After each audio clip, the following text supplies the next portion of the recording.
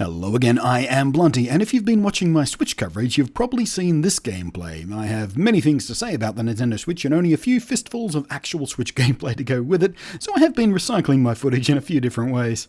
But this footage, this is of a game called Fast RMX. It is apparently a sequel to Fast Racing Neo, which was a Wii U game that I've never ever heard of. But every video I've used this footage in has had a ton of people ask me what the heck it is. Fast RMX is the Switch game that no one is talking about. Not even the people making the game, apparently. So I may as well break it down for you, at least based on my impressions. Firstly, it runs like friggin' butter on a tin shed in the sun in the middle of summer in the middle of Alice Springs. You guys can't really see it because this is GoPro footage and it was captured at 25 FPS, but to the human eye it was quite clearly running at 60 FPS, and while it's hard to see a lot of detail at these kind of speeds, it is a clean 1080p too. 1080p, 60 FPS on the Switch. I wonder if it'll keep that 60 FPS in 720p mode when it goes handheld. But when selecting the track for my race, I made sure we were on the one with lots and lots of greenery, because plants cost detail, all those little leaves and things, and detail costs performance. But the Switch swallowed it up whole, and not only that, but it was also full of environmental effects and lighting, and even constant pouring rain and lightning. Again, because of the GoPro I was using so I could get point of view gameplay with both hands free to actually play the games, it's hard for you guys to really appreciate that detail, but yeah, super crispy, super pretty. I was quite surprised. The blurb for the game from Nintendo's own site, and yes it is on their site, reads thusly: "Jump into the driver's seat of your anti-gravity vehicle and put your skills to the test in high-octane competitions. Challenge your friends to local split-screen competition or take part in online races against players from all over the world. Race anti-gravity vehicles in this lightning-fast arcade racer. Play with anybody, anywhere you like. Zoom through 30 tracks set in canyons, alpine peaks, futuristic cities, and much more. Master the art of boosting and phase switching to stay ahead of the competition.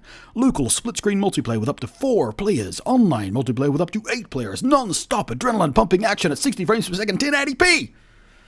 The game obviously reminds a lot of people of F-Zero, and indeed it does of course play a lot like F-Zero. It's an anti-gravity racer, you use your shoulder buttons to help you pull around corners with airfoils, and you sweep across glowing power-ups and boosts and stuff. Mechanically, it's actually pretty derivative. It plays pretty much like any other of a gazillion different F-Zero clones throughout the years. However, the gimmick it has, which by the way the Nintendo rep at the demo booth neglected to even tell me about, had to figure it out on my own by accident midway through my race by stumbling across the mechanic and went, oh okay, I should probably try and do that. Anyway, the gimmick mechanic is very interesting indeed, and it has to do with the bit in the blurb that reads, "Master the art of boosting and phase switching to stay ahead of the competition." See, if you look closely, you might be able to see there's 2 different colours of items and boost pads along the track. The trick to this is you can only safely touch the ones that match the colour glow of your own racer. But the trick to that is, with the press of a button, you can flip the colour of your racer's energy glow, meaning at times, as you're racing through alternating patterns of energy orbs, you have to rhythmically change your racer colour to match. It's like playing Guitar Hero while racing a space plane at 300 kilometers an hour around a twisting track full of environmental effects, which is something I found both compelling and overwhelming in equal measure. It changes the game from being a very basic F-Zero wannabe into a uniquely technical arcade racer. Fast RMX does not yet have a confirmed release date any more specific than March 2017, which of course is the launch month for the Nintendo Switch, which paints to me the picture of a download-only title for the eShop, because surely by now, if it was coming out on disc in March, it would have either a release day or soon thereafter date attached to it, and it would be well into the manufacturing process. There is no word on pricing yet. I don't know if I'd be prepared to pay full AAA price for it, but if it's got a good mid-range price, I think it may be worth snatching up. And it's super weird to me that with all the Switch marketing and hype, this game is flying almost completely under the radar. I had certainly never even heard of it before I saw it at the demo booth. And like I said, every time I've shown the footage in a video, people are like, well, what's that? What's the racing game? Is that a new F-Zero?